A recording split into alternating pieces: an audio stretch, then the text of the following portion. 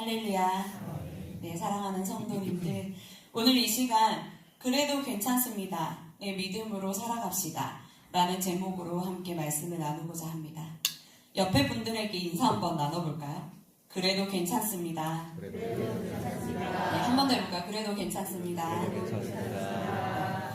지난주에는 이 시간 하나님 맛 좀 보세요 하고 인사했었는데 어떻게 한 주간 선하신 하나님을 맛 좀 보셨나요? 네, 아멘입니다. 오늘도 말씀을 통하여 선하신 하나님을 맛보는 여러분 되시기를 소원합니다. 오늘 말씀 속 빌립보에 사는 성도들을 생각하며 편지를 쓴 바울은 오늘 읽은 본문 말씀에서 기뻐하고 또한 기뻐한다 라고 말했습니다. 그러나 그렇게 말할 수 있는 상황이 사실은 아니었습니다. 왜냐하면 복음을 전파하다가 로마의 한 가정집에 가택연금이 된 상황이었어요. 갇혀있고 매어있는 상황이었죠.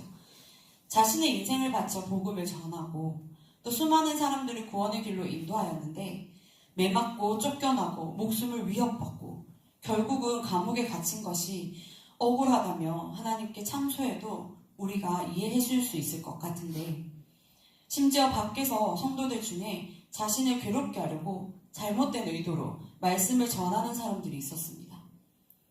속이 얼마나 뒤집어질까요? 답답하고 억울하고 굉장히 힘든 상황일 것 같습니다. 물론 바울을 사랑하고 예수님을 사랑함으로 바울이 잡혀갔으니 이제는 우리가 복음을 전하자 하고 나선 성도들도 있었지만 17절 말씀에서처럼 그들은 나의 매임에 괴로움을 더하게 할 줄로 생각하여 순수하지 못하게 다툼으로 그리스도를 전파한 사람들이 있었습니다. 바울이 없는 사이 바울보다 더 유명해지려고 바울보다 사람들에게 더 인정받으려고 시기와 질투로 그리스도를 전파하는 사람들이 있었습니다. 겉으로 볼 땐 정통 복음을 전파하는 열정적인 사역자 같지만 사실은 그 안에 투기와 분쟁의 마음이 있었죠. 그들을 보며 당장 달려나가 가르칠 수도 혼을 내줄 수도 없는 바울은 얼마나 답답하고 속상했을까요?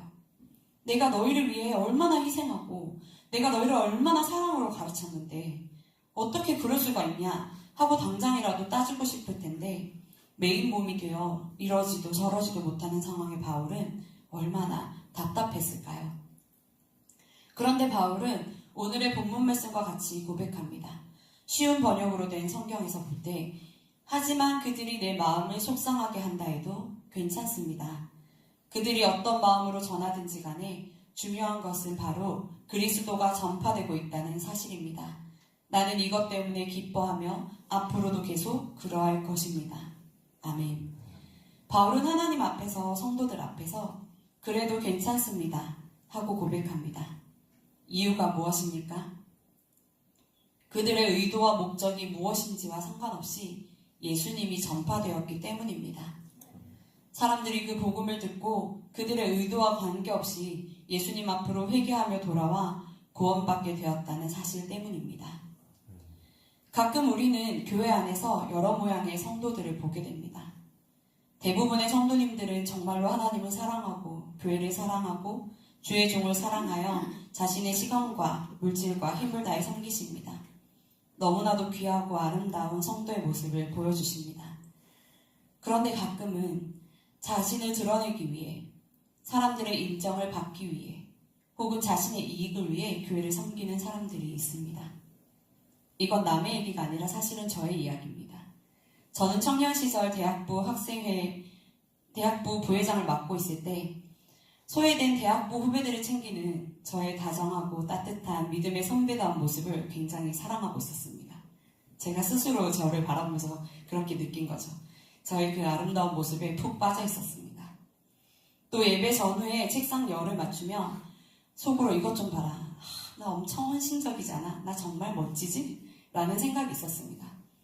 누구라도 보고 칭찬해 주었으면 나를 좀 인정해 주었으면 나의 숨은 이 헌신과 섬김을 알아봐 주었으면 하고 생각했습니다. 그런데 아무도 안 알아주자 한 2주 정도 하니까 당장 때려치고 싶더라고요. 또 그러다 욕먹을까봐 걱정이 돼서 때려치지도 못하는 상황이어서 제가 선택한 방법은 스스로 영광을 찾아 누리자였습니다. 저희 청년부 목사님께 가서 목사님, 제가 의자 열을 다 맞췄는데 숫자가 좀 모자란 것 같아요. 의자를 몇 개 더 가져다 놓아야 할 것 같아요.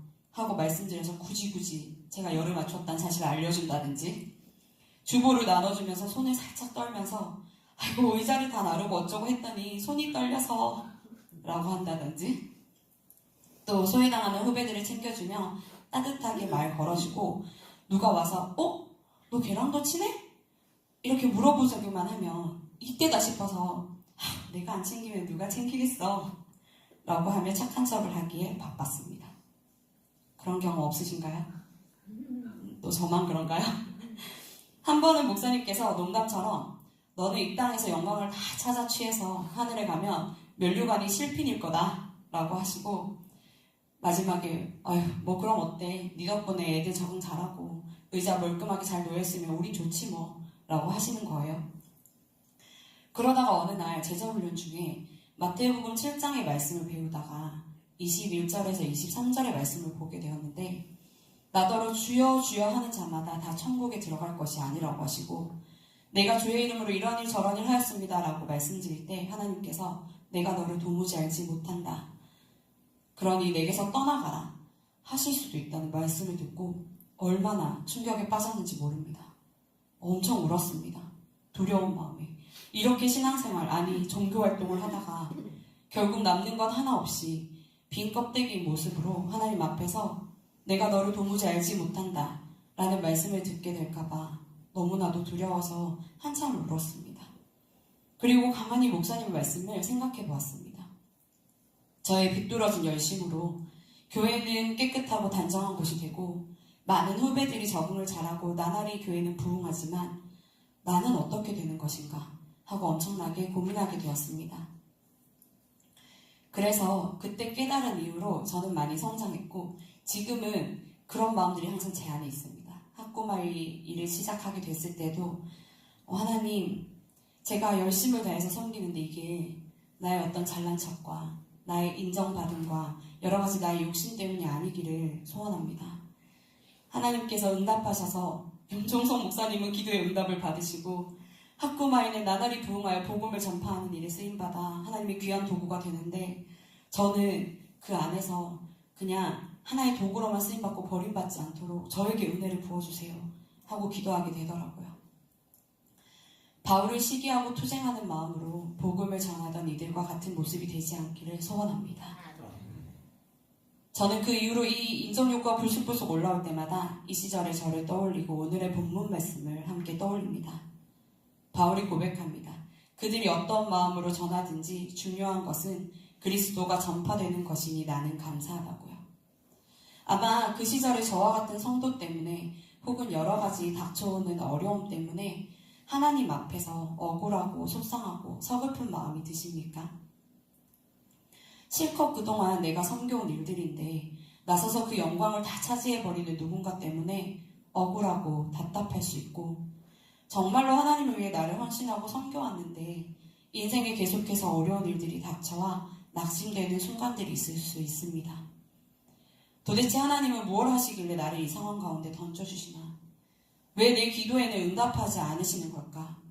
왜 나는 이런 억울하고 답답하고 아픈 일들을 겪어야 하는 걸까? 왜 나는 교회를 위해, 하나님을 위해 이렇게 헌신하는데 몸은 자꾸 아프고 사업은 잘 안 되고 직장에서는 관계의 문제, 맡겨진 일 가운데 생겨나는 어려움들이 있고 믿었던 사람들에게 배신당하고 도대체 어떻게 이 일들을 돌파해 나가야 할지 모르겠는 그런 상황들이 우리에게는 있을 수 있습니다. 그런데 여러분, 바울의 상황을 한번 잘 생각해 보십시오. 바울은 12절에서 이렇게 고백합니다. 형제들아, 내가 당한 일이 도리어 복음 전파의 진전이 된 줄을 너희가 알기를 원하노라. 가택연금 당한 일이 바울이 뭔가 잘못해서가 아니라 복음 때문임이 로마 군인에게도 성도들에게도 알려졌습니다. 그 이후 매어있는 바울을 지키는 로마 군인들에게 복음이 전파되기 시작했습니다. 바울의 혼자 힘으로 복음을 전파할 수 없는 대상들에게 복음이 계속 전파되어 흘러 로마의 중심부까지 복음이 전파되어 믿는 사람들이 계속해서 생겨났습니다. 돌맞고 매맞고 쫓겨다니기 일쑤였던 바울이 가택에 연금되어 있으면서 어느 때보다 안전하게 지내면서 그 가운데 찾아오는 사람들에게 복음을 계속해서 전할 수 있었습니다. 밖에서는 사람들이 바울을 좋아해서든 싫어해서든 자꾸만 복음을 전했습니다. 그래서 계속해서 많은 이들이 그리스도께로 돌아오게 되었습니다. 바울은 그 상황을 바라보며 선하신 하나님을 찬양하고 그분께 감사드렸습니다. 모든 상황과 환경을 만지셔서 결국은 일하고 마시는 하나님을 바라보았습니다. 그러니 여러분, 선하신 하나님을 믿고 의지하시는 저와 여러분 되시길 소원합니다. 사실은 선하지 않은 의도로 눈에 뻔히 보이는 다른 마음으로 나서고 나의 섬김을 작게 만들고 나의 영광을 빼앗아가는 누군가로 마음이 어려우시다면, 그래서 관계 속에서 지치고 낙심하는 마음이 드신다면, 그럼에도 불구하고 전파되는 것은 그리스도니 하고 고백했던 바울을 기억하십시오.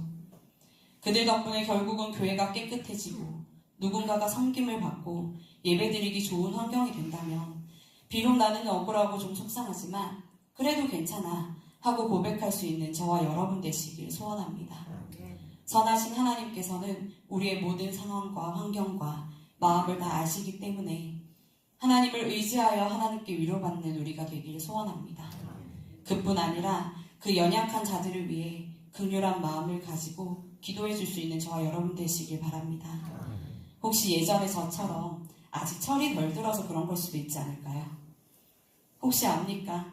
하나님께서 결국 깨부수고 만져서 귀한 일꾼으로 쓰실지도 모르잖아요. 혹은 바울이 그러했듯 하나님 앞에서 진심으로 섬기고 헌신하며 나아가는데 인생에 계속해서 시련과 고통이 찾아오고 억울한 일, 답답한 일이 계속 생겨서 당하게 되신다면, 지금 당장 이해할 수 없고 눈에 어떤 시원한 해결 방법이 보이지 않는다 하여도 선하신 하나님을 믿고, 바울이 옥에 갇히고 매인바 되었지만 오히려 그것이 자신을 보호하시고 지키시며 더욱 복음이 전파되는 데 자신을 사용하시는 하나님의 방법이었던 것처럼, 우리의 삶에도 분명 하나님께서 선하신 계획 가운데 인도하시는 과정에서 하나님의 선하신 의도와 뜻이 있음에 일어나는 일임을 깨닫고 낙심치 말고 결국에는 협력하여 선을 이루실 하나님을 기대하는 마음으로 이겨낼 수 있는, 그래도 괜찮아 하고 외칠 수 있는 저와 여러분 되시길 소원합니다. 말씀을 마무리하고자 합니다. 하나님은 선하십니다.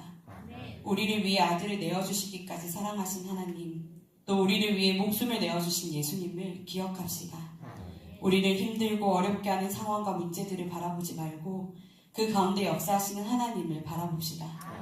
우리가 그래도 괜찮아 하고 하나님을 신뢰함으로 기뻐하고 또 기뻐하는 삶을 살아간다면 세상은 우리를 통해 하나님을 보게 될 것입니다. 힘들어도 그래도 괜찮아. 억울해도 그래도 괜찮아. 속상해도 그래도 괜찮아. 왜 괜찮습니까? 선하신 하나님이 우리와 동행하시고 우리의 피난처가 되어주시기 때문입니다. 이 사실을 굳게 믿고 선하신 하나님께 기도로 나아가며 승리하는 저와 여러분 되시길 주님의 이름으로 축복합니다. 기도하겠습니다.